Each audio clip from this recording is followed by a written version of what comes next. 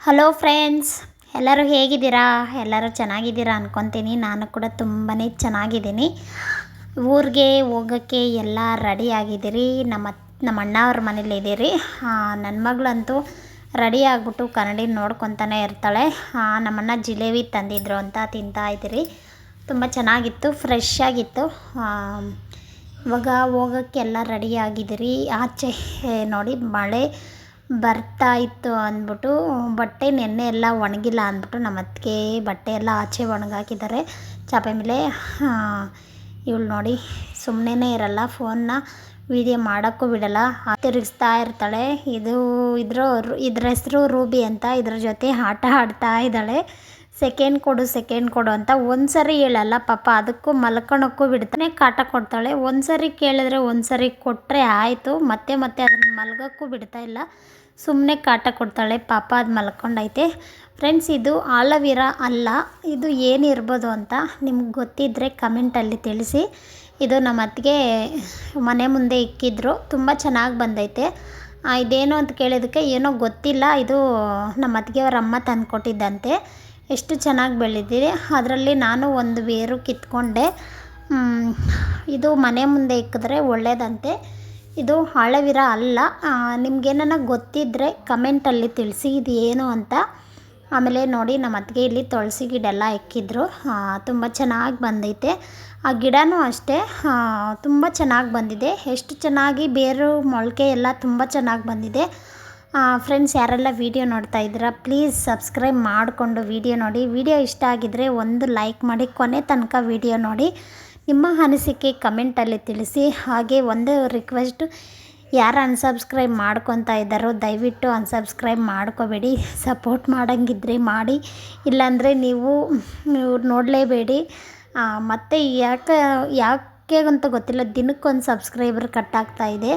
ತುಂಬಾ ಬೇಜಾರಾಗ್ತಾಯಿದೆ. ಇಷ್ಟೊಂದು ಕಷ್ಟಪಟ್ಟು ಇಷ್ಟವರೆಗೂ ಒಂದು ಸಬ್ಸ್ಕ್ರೈಬರೆಲ್ಲ ಒಂದು ದಿನಕ್ಕೆ ಒಂದೊಂದು ಕಟ್ಟಾಗ್ತಾಯಿದ್ರೆ ತುಂಬಾ ಬೇಜಾರಾಗುತ್ತೆ. ಇವಾಗ ಎಲ್ಲ ಫ್ರೆಂಡ್ಸ್ ಎಲ್ಲ ರೆಡಿಯಾಗಿ ಇನ್ನೇನು ಆಚೆ ಹೊರಡಿದ್ದೀರಿ. ನಮ್ಮ ಅಣ್ಣ ಕೂತಿದ್ದಾರೆ, ಬಾಯ್ ಮಾಡ್ತಾ ಇದ್ದೀರಿ. ಹಾಗೆ ಇವಾಗ ನಮ್ಮ ಅಕ್ಕ ಮಗನೇ ಬಿಡ್ತಾನೆ ಬಂಗಾರಪೇಟೆ ಬಸ್ಗೆ ಮೂಗ್ನಲ್ಲಿ ಅಂತ. ನಮ್ಮ ಅಕ್ಕ ಕಸ ಗುಡಿಸ್ತಾವಳೆ, ಕಸ ಗುಡಿಸ್ಬಿಡ್ತೀನಿ ಇರ್ರಿ ಸ್ವಲ್ಪ ಹೊತ್ತು ಹೋಗ್ಬಿಡ್ರಿ ಅಂದ್ಲು. ಹೋದ್ಮೇಲೆ ಕಸ ಗುಡಿಸಲ್ಲ ಯಾರನ್ನು, ಅದಕ್ಕೆ ಒಂದು ನಿಮಿಷ ಅಲ್ಲೇ ಇರು, ಕಸ ಗುಡಿಸ್ಬಿಡ್ತೀನಿ ಅಂದ್ಬಿಟ್ಟು ನಮ್ಮ ಅಕ್ಕ ಕಸ ಗುಡಿಸ್ತಾ ಇದ್ದಾಳೆ. ಆಮೇಲೆ ಇವಾಗ ನನ್ನ ಮಗಳು ನಮ್ಮ ಅಣ್ಣ ಕಾಸು ಕೊಡ್ತೀನಿ ಬಾ ಅಂತ ಕರಿತಾ ಇದ್ದಾನೆ. ಅವಳು ನಮ್ಮ ಅಣ್ಣ ಮಗ ಆಟ ಆಡಿಸ್ತಾ ಇದ್ದಾನೆ ಅವಳನ್ನ. ಇನ್ಯಾವತ್ತೂ ಬರಲ್ಲ, ನಾವು ವರ್ಷಕ್ಕೊಂದು ಸರಿ ಬರ್ತೀರಷ್ಟೇ. ಈ ಸಾರಿ ಬೇಗ ಬಂದಿದ್ದೀರಿ, ಯಾಕಂದರೆ ಗೃಹಪ್ರವೇಶ ಇತ್ತಲ್ಲ, ಅದಕ್ಕೋಸ್ಕರನೇ ಬಂದಿದ್ದೀರಿ. ಇಲ್ಲಾಂದರೆ ವರ್ಷಕ್ಕೊಂದು ಸರಿ ರಜೆಗೆ ಬರೋದು ನಮ್ಮಪ್ಪ ಅವ್ರಿಗೆ ನಾನು. ಇವಾಗ ಎಲ್ಲ ರೆಡಿಯಾಗಿ ಗಾಡಿಗೆ ಕೂತ್ಕೊಂಡು ಹೋಗ್ತಾ ಇದ್ದೀರಿ ಬಸ್ ಸ್ಟ್ಯಾಂಡ್ಗೆ ಅಂದರೆ ಇದು KGF ಬಸ್ಸು ಅಲ್ಲಿ ನಮ್ಮ ಬಸ್ ಸ್ಟ್ಯಾಂಡಲ್ಲೇ ಬರುತ್ತೆ. ಬಂಗಾರಪೇಟೆ ಬಸ್ಗಂದರೆ ಮೂಗ್ನಲ್ಲಿ ಹತ್ರ ಹೋಗಬೇಕು, ಒಂದು ಕಿಲೋಮೀಟ್ರ್ ಹೋಗಬೇಕು. KGF ಬಸ್ ಎಲ್ಲ ಹೋಗ್ಬಿಟ್ಟಿರುತ್ತೆ. ಅದು ಬೆಳಗ್ಗೆ ಹೋಗಬೇಕು, ಇಲ್ಲಾಂದರೆ ಮಧ್ಯಾಹ್ನ 1 ಗಂಟೆ 2 ಗಂಟೆಗೆ ಇರುತ್ತೆ ಅಷ್ಟೇ. ಅಲ್ಲಿ 2 ಟೈಮಿಂಗ್ ಅಷ್ಟೇ. ಅದಕ್ಕೆ ಅಲ್ಲಾದರೆ ಬಸ್ಸುಗಳು ಟೈಮ್ಗೂ ಬರ್ತಾನೆ ಇರುತ್ತೆ. ಅದಕ್ಕೆ ಇವಾಗ ಹೋಗ್ತಾ ಇದ್ದೀರಿ ಫ್ರೆಂಡ್ಸ್. ಹೆಂಗೋ ಹೋಗಿದ ತಕ್ಷಣವೇ ಬಸ್ ಸಿಕ್ತು. ಬಸ್ ಹತ್ತಿ ಇವಾಗ ಇನ್ನೇನು ಮೆಜೆಸ್ಟಿಕ್ ಆಗಲಿ ಮಾರ್ಕೆಟ್ ಆಗಲಿ ಬಸ್ಸು ಹತ್ತಬೇಕು. ಇಲ್ಲೇನೋ ಫ್ರೀಯಾಗಿ ಪರವಾಗಿಲ್ಲ ಸೀಟೇನೋ ಸಿಕ್ತು. ಮೆಜೆಸ್ಟಿಕ್ ಬಸ್ಸಲ್ಲಂತೂ ತುಂಬ, ಬೆಂಗಳೂರು ಬಸ್ ಅಂತೂ ಬಂಗಾರಪೇಟೆಯಲ್ಲಿ ರೇರು ಬರೋದು. ಒಂದು ಟೈಮ್ಗಾದರೆ ಬೆಳಗ್ಗೆ ಟೈಮ್ ಆದರೆ ಟೈಮ್ಗೂ ಬರ್ತಾ ಇರುತ್ತೆ. ಒಂದೊಂದು ಸಾರಿ ಬಸ್ಸು ಬರೋದೇ ಇಲ್ಲ, 12 ಗಂಟೆ ಆಯಿತು ನಾವು ಹೋಗೋಷ್ಟೊತ್ತಿಗೆ. ಹಂಗೂ ಹಿಂಗೂ ಫ್ರೆಂಡ್ಸು ಮೆಜೆಸ್ಟಿಕ್ ಹತ್ತಿ ತುಂಬಾ ಟೈಮ್ ಆಯಿತು. ಮೆಜೆಸ್ಟಿಕ್ ಹತ್ತಿ ನಮ್ಮೂರ ಆರಗದ್ದೆ ಬಸ್ಸು ಹತ್ತಿದ್ರಿ. ಇದಂತೂ ಪರವಾಗಿಲ್ಲ, ಮೆಜೆಸ್ಟಿಕ್ ಬಂದಿದ್ದ ತಕ್ಷಣವೇ ಬಸ್. ನನ್ನ ಮಗಳಂತೂ ಸುಮ್ಮನೆ ಇರಲ್ಲ, ಏನಾನ ಒಂದು ತೀಟೆ ಮಾಡ್ತಾನೆ ಇರ್ತಾಳೆ. ನೋಡಿ, ನೀರು ಕುಡಿದ್ಬಿಟ್ಟು ಒಂದು ಸ್ವಲ್ಪ ಇದ್ದರೆ ಖಾಲಿ ಆಯಿತು ಅಂದ್ಬಿಟ್ಟು ಆ ನೀರನ್ನ ಚೆಲ್ತಾಳೆ. ತುಂಬ ತೀಟೆ ಮಾಡ್ತಾಳೆ, ಸುಮ್ಮನೆ ಇರಲ್ಲ. ಏನಾನ ಒಂದು ತೀಟೆ ಮಾಡ್ತಾನೆ ಇರಬೇಕು, ಏನಾನ ಒಂದು ತಿಂತಾನೆ ಇರಬೇಕು. ಫ್ರೆಂಡ್ಸ್, ಹಂಗೂ ಹಿಂಗೆ ಇವಾಗ ಮನೆಗೆ ಬಂದರೆ ಇವಾಗ 2 ದಿನ 3 ದಿನ ಊರಿಗೆ ಹೋದರೆ ಮನೇಲಿ ಎಲ್ಲಿನ ಕೆಲಸ ಅಲ್ಲೇ ಇರುತ್ತೆ. ಆದ್ರೂ ಹೋಗೋವಾಗ ಎಲ್ಲ ಕ್ಲೀನ್ ಮಾಡಿ ಗುಡಿಸಿ ಒರೆಸಿ ಪೂಜೆ ಎಲ್ಲ ಗುರುವಾರ ಹೋಗಿದ್ದು ನಾವು ರಾಯರ ಪೂಜೆ ಎಲ್ಲ ಮಾಡಿ ಹೋಗಿದ್ದು.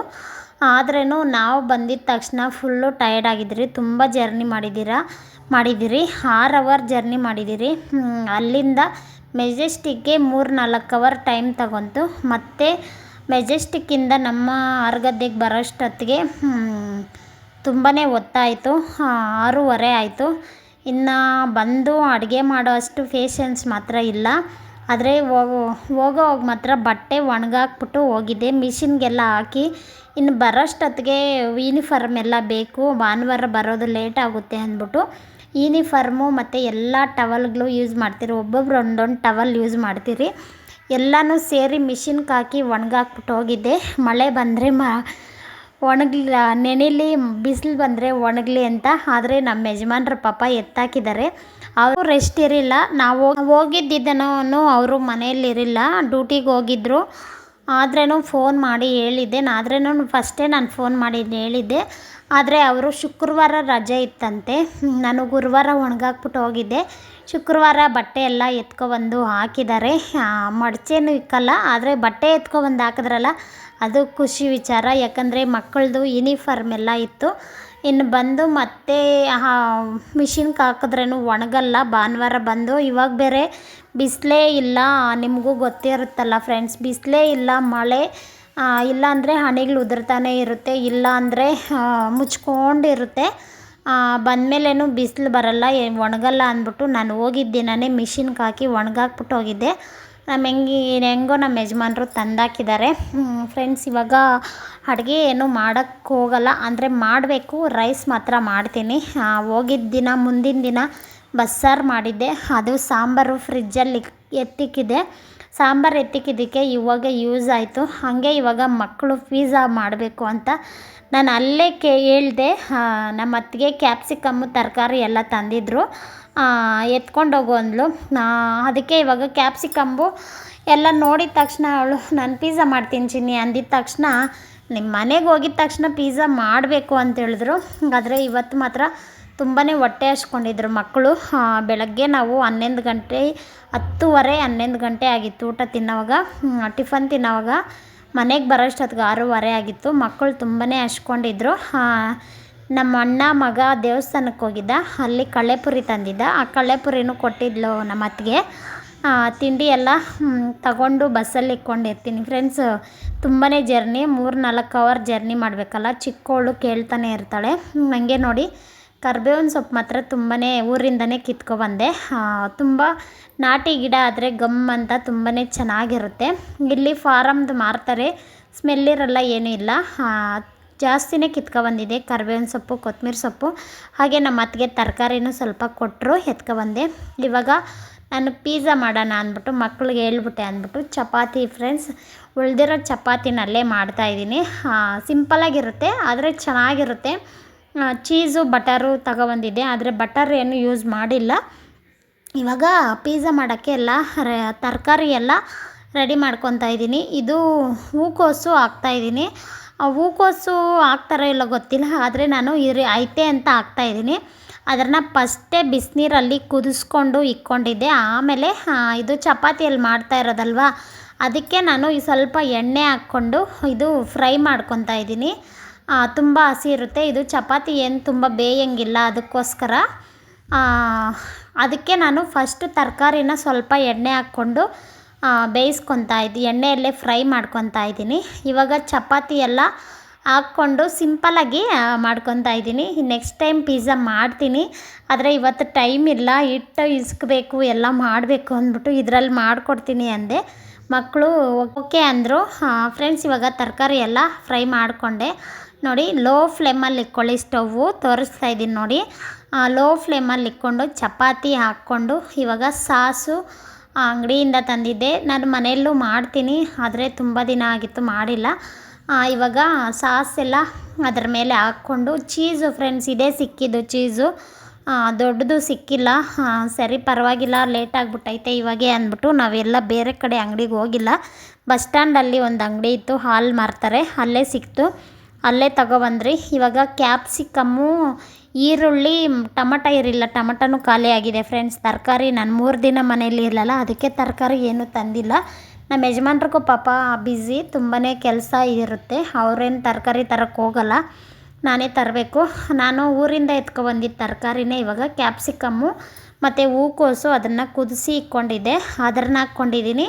ಮತ್ತು ಈರುಳ್ಳಿ ಇಷ್ಟು ಹಾಕ್ಕೊಂಡು ಚೀಸ್ ಹಾಕ್ಕೊಂಡು ಲೋ ಫ್ಲೇಮಲ್ಲಿ ಇಟ್ಕೊಂಡು ಬೇಯಿಸ್ಕೊಂಡ್ರೆ ಚೀಸು ಕರ್ಗೋ ಗಂಟ ಅದು ಮೆಲ್ಟ್ ಆಗೋ ಗಂಟ ಇಟ್ಕೊಂಡ್ರೆ ಲೋ ಫ್ಲೇಮಲ್ಲಿ ತುಂಬಾ ಚೆನ್ನಾಗಿರುತ್ತೆ, ಸಿಂಪಲಾಗಿರುತ್ತೆ.